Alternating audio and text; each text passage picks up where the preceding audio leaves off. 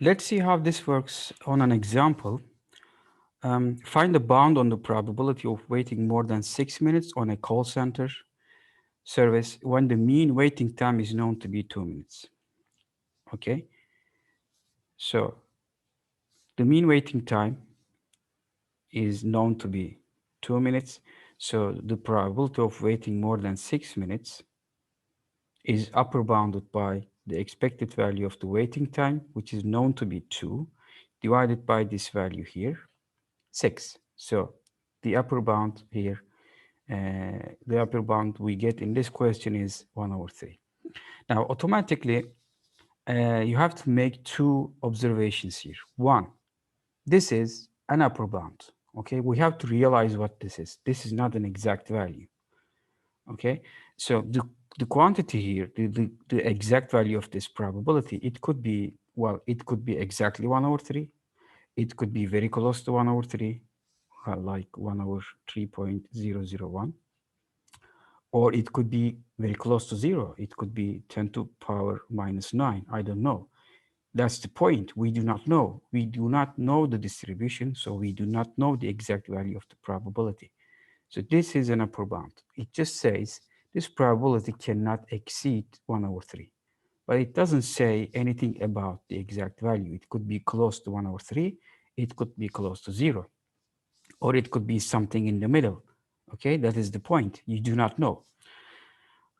Okay, so the second observation comes from this, or the observation of this ratio. Well, it's the mean divided by this quantity here that you would like to compute the probability of exceeding.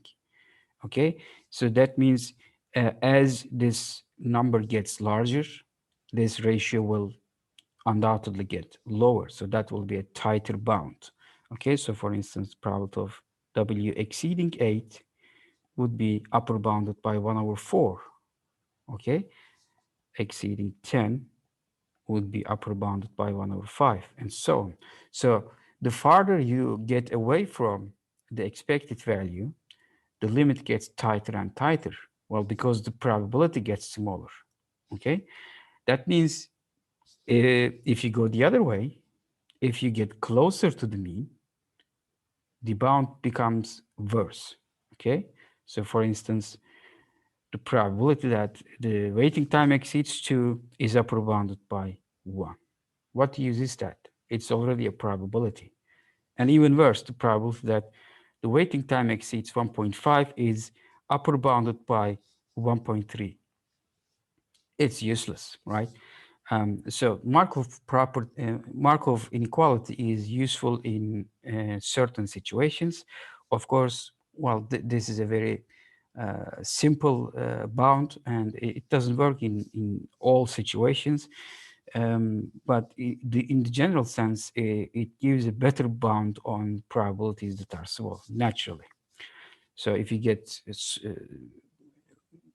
nearer, let's say, to the expected value, the bound gets worse. Okay, so the question is, with just the mean value, I can do this. Can I do better? Can I find better bounds? Okay, can we do better? There's a price on this. You need more information. If we know the variance, we just might. No guarantee, but let's see what we can do.